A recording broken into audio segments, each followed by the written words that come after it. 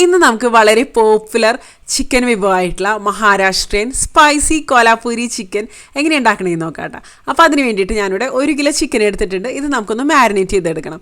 ഇതിലേക്ക് ആവശ്യത്തിനുള്ള ഉപ്പും ഒരു 1.5 ടേബിൾ സ്പൂണോളം അളവിൽ മുളക് പൊടി, ഒരു 1/4 ടീസ്പൂൺ മഞ്ഞൾപ്പൊടി, ഇനി ഒരു 1.5 ടേബിൾ സ്പൂൺ ഇഞ്ചി വെളുത്തുള്ളി പേസ്റ്റും കൂടെ ചേർത്തിട്ട് നമുക്ക് നന്നായിട്ടൊന്ന് മിക്സ് ചെയ്ത് കൊടുക്കാം കേട്ടോ. കൈ വെച്ച് നന്നായിട്ട് തന്നെ ഒന്ന് മിക്സ് ചെയ്ത് കൊടുക്കുക. ഇതിന് വേണ്ടിയിട്ട് ഒരു കോലാപൂരി മസാല തയ്യാറാക്കാം. ഒരു 1/2 കപ്പ് അളവിൽ കൊപ്ര അല്ലെങ്കിൽ ഉണങ്ങിയ നാളികേരം ഉണ്ടല്ലോ, അത് ഒരു പാനിലേക്ക്, ചൂടായിട്ടുള്ള പാനിലേക്ക് ഇട്ട് കൊടുക്കുന്നുണ്ട്. ഒരു 1/2 ടേബിൾ സ്പൂണോളം അളവിൽ കുരുമുളക്, മുഴുവനോട് കൂടിയുള്ള കുരുമുളക്, ഒരു 1.5 ടേബിൾ സ്പൂൺ അളവിൽ മുഴുവനോട് കൂടിയുള്ള മല്ലി ഇട്ടാൽ, പിന്നെ ഒരു 6-7 മുളക്. ഇനി ഇതെല്ലാം കൂടെ നമുക്ക് ഇതുപോലെ ഒന്ന് ഡ്രൈ റോസ്റ്റ് ചെയ്തെടുക്കാം. ഇനി ഇതിലേക്കൊരു 4 ഗ്രാമ്പു, 4 ഏലക്കായ, ഒരു 1.5 ഇഞ്ച് നീളത്തിലുള്ള ഒരു കഷ്ണം കറുകപ്പട്ട, അതും കൂടെ ചേർത്തിട്ട് വീണ്ടും ഒന്നും കൂടി ഒന്ന് ഇതുപോലെ ഡ്രൈ റോസ്റ്റ് ചെയ്തെടുക്കാം കേട്ടോ. ഇനി ഇതിലേക്ക് ഒരു ചെറിയ കഷ്ണം ജാതിക്ക, പിന്നെ ഇതിലേക്ക് കസ്കസാണ് ചേർത്ത് കൊടുക്കുന്നത്. അതൊരു 1/2 ടേബിൾ സ്പൂൺ അളവിൽ, ഒരു 2 ടേബിൾ സ്പൂൺ അളവിൽ വെളുത്തുള്ളി, ഇതെല്ലാം കൂടെ നന്നായിട്ടൊന്ന് റോസ്റ്റ് ചെയ്തെടുക്കുക. കുറച്ച് വെജിറ്റബിൾ ഓയിൽ ഒഴിച്ച് കൊടുക്കുക. ഇതിലേക്ക് ഞാൻ 2 സവാള ഇതുപോലെ നല്ല ചെറുതായിട്ട് മുറിച്ചതാണ് ചേർത്ത് കൊടുക്കണത് കേട്ടോ.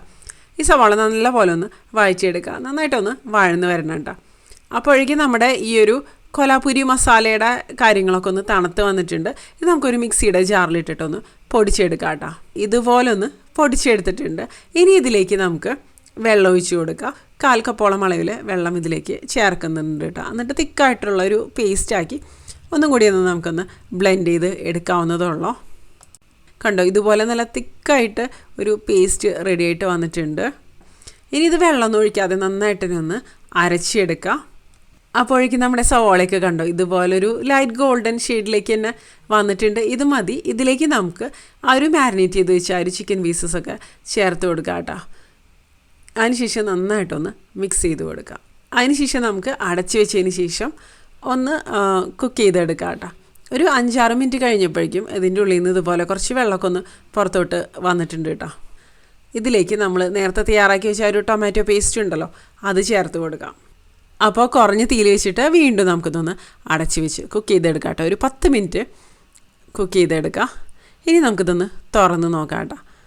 മസാല പേസ്റ്റ് ചേർത്ത് കൊടുക്കാം കേട്ടോ. ഒരു 3/4 ഭാഗത്തോളം ചിക്കൻ കുക്കായിട്ടുള്ള ഒരു സമയത്താണ് ഞാനിതിലേക്ക് ഒരു മസാല പേസ്റ്റ് ചേർത്ത് കൊടുത്തിട്ട് ഒന്ന് മിക്സ് ചെയ്ത് കൊടുക്കുന്നത് കേട്ടോ.